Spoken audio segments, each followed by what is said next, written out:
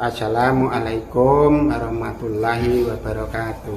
Waalaikumsalam warahmatullahi wabarakatuh. Seluruh keluarga Islam yang seiman dan seagama dimana berada yang kami hormati, semoga selalu mendapat ridho Allah dan syafaat Rasulullah, diselamatkan hidupnya di dunia sampai di akhirat, dijadikan orang-orang yang ahli khos, dilebihkan dari kodratnya, diberi ilmu laduni, diberi ilmu hijab, selalu mendapat syafaat Rasulullah dan ridho Allah, hidayah Allah dan Rahman Rahim Allah yang sebenarnya. Al-Fatihah.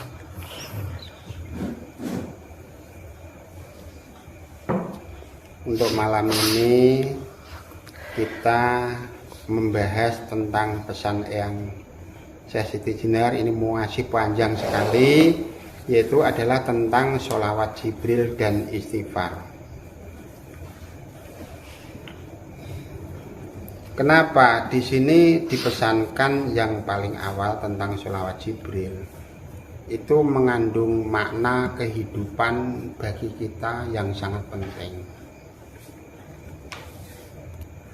Sebab segala perbuatan kita, segala apa yang kita amalkan dalam bentuk segi apapun, itu semuanya adalah wasilah malaikat Jibril. Rasulullah itu memberi syafaat, tapi malaikat Jibril itu yang membawa makna dan seterusnya, itu adalah malaikat Jibril. Jadi kita harus paham posisinya malaikat Jibril terhadap kita, itu harus paham.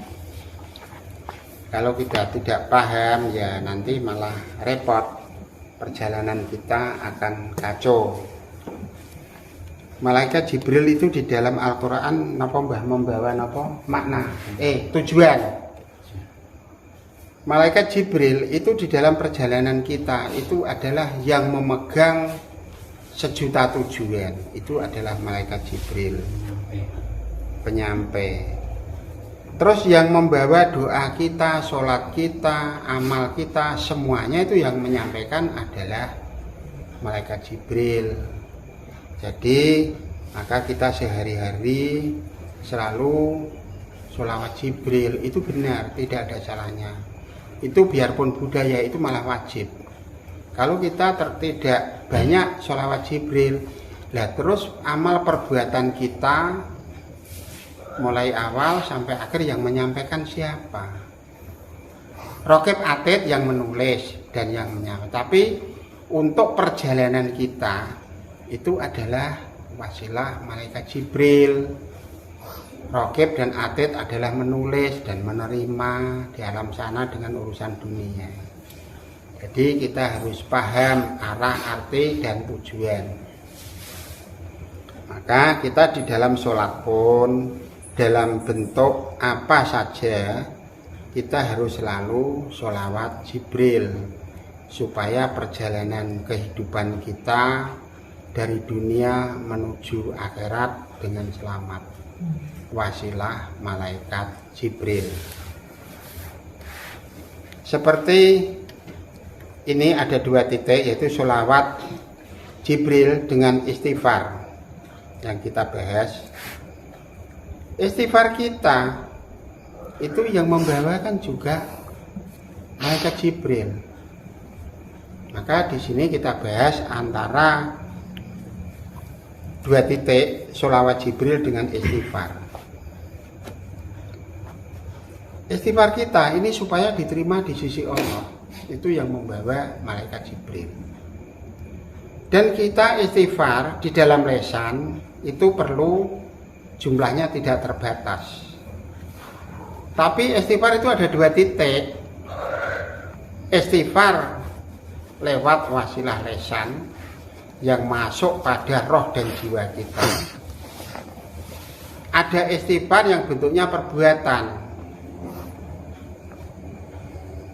padahal yang sebenarnya istighfar itu ada pada perbuatan kita. Maka kita sering terucap istighfar itu seumur hidup sekali, jangan berulang-ulang. Kalau kalimah istighfar tiada terbatas, tapi istighfar di dalam perbuatan itu hanya sekali. Kalau istighfar kita di dalam perbuatan sampai 2-3 kali, itu namanya orang munafik. Kita harus jeli. Yang namanya tobat laku itu hanya sekali. Seumpama kita minum minuman keras, sekali tobat, ya sekali itu tobatnya, jangan sampai minum lagi, tobat lagi, minum lagi, tobat lagi. Itu namanya orang munafik. Tapi kalau istighfar di dalam ucap itu tiada terbatas. Intinya yang hanya sekali itu adalah istighfar perbuatan. Maka teman-teman kita banyak yang kita keluarkan itu karena apa? Sudah mengkaji di dalam sini, terus dia berbuat istighfar untuk mainan. Nah, orang-orang tersebut tidak layak untuk mengkaji di dalam keluarga sini. Intinya di situ. Di sini biarpun kecil tapi ketat. Sebab apa? Kita di sini adalah menciptakan manusia-manusia yang baik.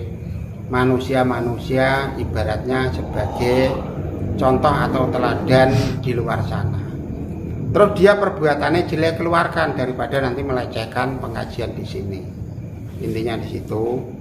Banyak teman-teman kita yang sudah dikeluarkan karena amal perbuatannya sudah tidak menggunakan akhlak, banyak kemunafikan di dalam perjalanan hidupnya. Maka kita harus hati-hati.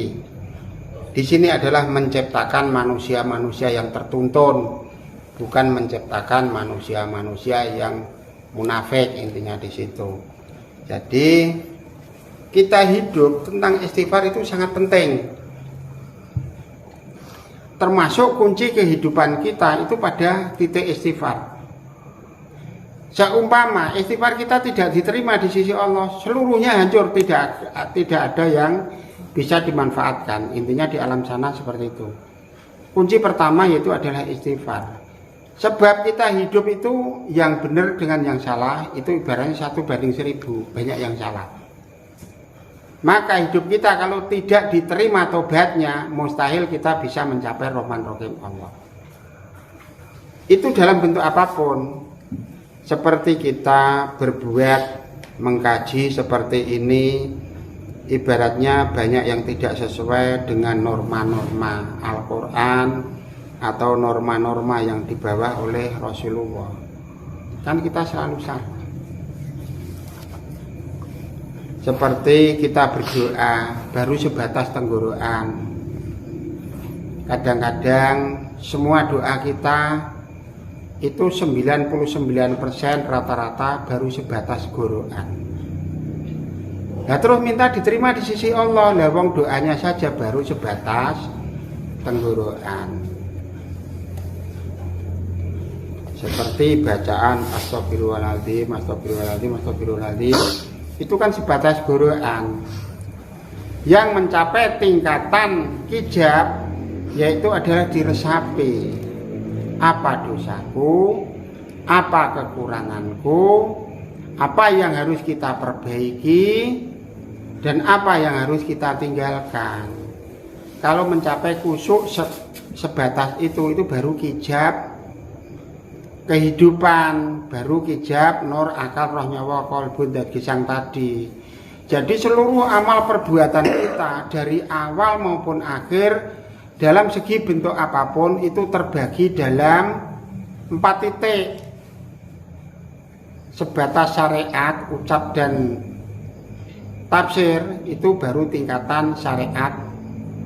Terus setelah diresapi, dihayati, tahu arah makna dan tujuan, hatinya selalu membenarkan ucapannya, itu tingkat khusyuk, itu baru kijab kehidupan, jumlahnya 7. Nah setelah itu masih ada tingkatan lagi, yaitu apa yang kita perbuat, apa yang kita ucap, doa-doa demi doa itu dimasukkan di dalam kalangan kijab roh. Semakin dingin, semakin halus, Jadi amalan-amalan kita itu bertingkat-tingkat, mempunyai tingkatan makom yang berbeda-beda, mempunyai tingkatan-tingkatan yang berbeda-beda. Jadi kita mencari ilmu di muka bumi itu tidak hanya sekilas. Kalau membaca, menulis, mengartikan itu kan baru sekilas. Nah, supaya bisa masuk hijab hati, bisa khusyuk, harus mengetahui arah, makna, tujuan, dan arti tadi 4 titik. Itu setiap kalimat harus dijabarkan menjadi 4 titik. Harus tahu apa artinya tasbih, apa arti dari istighfar, apa arti dari sholawat Jibril, dan seterusnya. Itu dimaknai, dijabarkan arah dan tujuan, maknanya untuk apa, kegunaannya untuk apa, maknanya, dan seterusnya. Itu harus dianalisa terus sampai dalam. Itu nanti baru masuk hijab roh. Lah, kalau sudah mencapai tingkatan hijab roh, dia sudah bisa menghayati, menganalisa, tahu arah, makna, dan tujuan. Itu sudah komplit, sudah menjadi tertanam pada hijab roh. Nah, semua ilmu yang ada di muka bumi itu harus diresapi mencapai tingkatan hijab roh. Nah, setelah masuk meresap pada hijab roh, baru mencapai tingkatan wening. Ada yang menurut bahasa Indonesia itu hening, menurut bahasa Jawa itu wening. Yang penting intinya di situ adalah tingkatan yang terakhir. Kalau sudah mencapai tingkatan wening, di situ sudah tiada doa, tiada kalimat. Yang ada itu hanya nama Allah penuh roh dan jiwa kita. Nah, namanya orang tertuntun itu mencapai tingkatan itu. Roh dan jiwanya hanya menyatu dengan kekuasaan Allah, tidak ada yang lain. Nah, itu mencapai tingkatan wening. Dia bisa konsultasi. Roh yang sudah ada di alam kemana-mana dia bisa berkonsultasi. Sebab roh itu tidak ada batasan dan tidak pernah mati. Yang mati itu ada zatnya. Rohnya itu mulai diadakan oleh Allah, diciptakan oleh Allah, sampai kapan saja dia tidak pernah mati. Biarpun ada kiamat, ada perubahan bentuk alam ke alam, dia selalu hidup, menikmati, mensyukuri apa yang diberikan pada kita. Maka kita selalu siang malam hanya mencari Rahman Rahim Allah, selalu mencari ridho Allah. Maka di sini tidak mengajarkan dalam bentuk-bentuk yang lain. Yang ada hanya membentuk akhlak roh dan jiwa sesuai akhlak Al-Quran. Jiwanya seperti Rasul Muhammad yang dituntunkan. Intinya di situ kita tidak mengajarkan dalam bentuk-bentuk yang lain. Sebab Rasulullah sendiri itu menjabarkan ilmu akhlak 20 tahun di dalam kisahnya. Berarti di sini pun mulai zaman dulu sampai sekarang yang diajarkan yaitu adalah tentang akhlak Al-Quran, akhlak Rasul dengan akhlak kita. Semuanya dipadukan sampai mencapai tingkatan wening. Itu puncak amalan yang terakhir. Kalau mencapai puncak tersebut, orangnya tertuntun, hidupnya selalu berserah diri, hidupnya selalu tertuntun. Apa yang menjadi kehendak dia adalah kehendak Allah. Terus rohnya itu bisa hubungan arah kemana saja. Sebab hatinya sudah tidak ada bentuk yang lain kecuali Allah. Maka di situ tidak ada doa, tidak ada kalimat, dan tidak ada ucap. Adanya kalau sudah mencapai tingkatan wening itu hanya Allah. Roh dan jiwanya penuh dengan kebesaran Allah. Dadanya sudah tidak terbentuk dalam bentuk yang lain. Nah, itulah yang dicita-citakan seluruh keluarga Islam semuanya. Semoga mencapai tingkatan tersebut. Tidak usah menyalahkan satu sama lain, menghujat satu sama lain. Sebab ucapan kita yang kotor itu akan menghancurkan diri kita sendiri.